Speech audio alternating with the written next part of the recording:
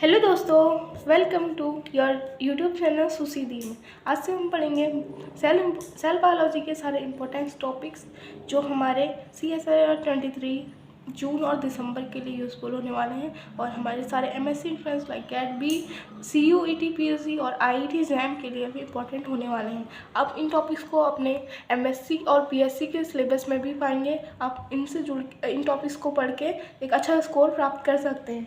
तो friends, let's continue. आज हम पढ़ने वाले हैं सेल सिग्नलिंग को। तो सेल सिग्नलिंग क्या होती है, स्टार्ट करते हैं। All cells receive and respond to signal from their surrounding. ठीक है, क्या बोल रहे हैं कि ऑल सेल रिसीव करते हैं एंड रिस्पॉन्स करते हैं सिग्नल्स पर जो उनके सराउंडिंग से मिलते हैं। These are implies various types of extra cellular signal molecules and expressed on the surface of signalling cell. कहाँ पर ये एक्सप्रेस कर रहे हैं? सिग्नलिंग सेल के सरफेस पर। ठीक है, thereby a integrating and coordinating function of many individuals cell produce multicellular organisms। So क्या होता है कि जो हम ये जो रिस्पॉन्स प्राप्त कर रहे हैं सिग्नलिंग मॉलिक्यूल से, ये किस चीज़ के लिए यूज़ होते हैं? मल्टी सेलुलर ऑर्गेनिजम्स बनाने के लिए। जैसे कि ये सिग्नल सेल ग्रोथ के लिए इम्पोर्टेंट होगा, ये सिग्नल हमारे एपोप्टोसिस के लिए इम्पोर्टेंट होगा, ये वेरियस टाइप्स ऑफ फंक्शन जो हमारी बॉडी में होते हैं उन सभी के लिए इम्पोर्टेंट होते हैं। तो लेट्स पढ़ते हैं कि मोड ऑफ सिग्नलिंग। तो सबसे पहला हमारा होता है एंडोक्राइन सिग्नलिंग। ठीक है, एंडोक्राइन सिग्नलिंग में क्या होता है? हमारा सिग्नल जो मॉलिक्यूल होता है वो हार्मोन होता है।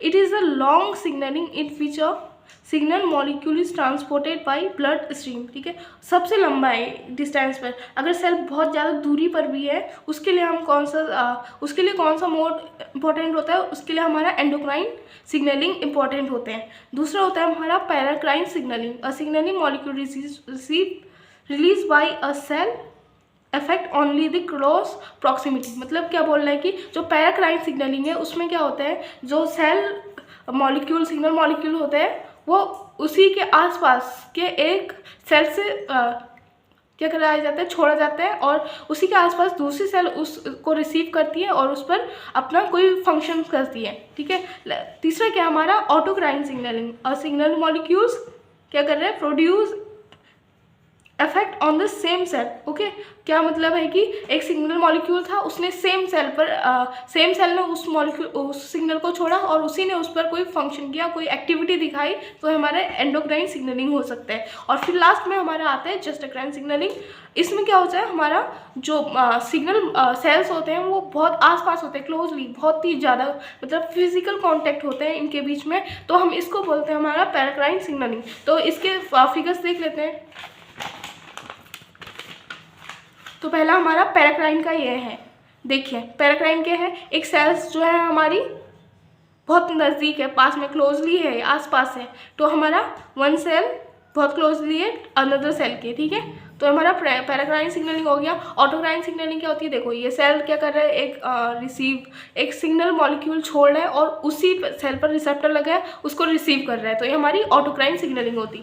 तीसरा हमारा पैराक्राइन सिग्नलिंग। देखिए सिग्नल मॉलिक्यूल्स और जो रिसेप्टर्स है ये इनमें फिजिकल टच है, बहुत ज़्यादा क्लोज है एक दूसरे के, तो ये हमारा क्या हो गया? जस्टोक्राइन सिग्नलिंग। और लास्ट में हमारा आता है एंडोक्राइन सिग्नलिंग। देखिए कोई सेल है जो हार्मोन छोड़ रहा है और ये ब्लड स्ट्रीम के थ्रू जा रहा है, कोई अनदर सेल जो बहुत डिस्टेंस पर है वो इसको रिसीव कर रहा है। ठीक है, तो ये हमारे क्या होगी? Endocrine signalling. स्पेसिफिकली इसमें हार्मोन्स जो होते हैं वो एज अ सिग्नल होते हैं। तो फ्रेंड्स, आज हमने इतना ही पढ़ा है कि सेल सिग्नलिंग क्या होती है, उसके मोड क्या है। हम लेट्स कंटिन्यू करेंगे कल से फ्रेंड्स, कल से हम इसको कंटिन्यू करेंगे। तो thanks for watching this video. Please अगर आपको पसंद आए तो सब्सक्राइब माय चैनल सुसी दी। Okay friends, bye.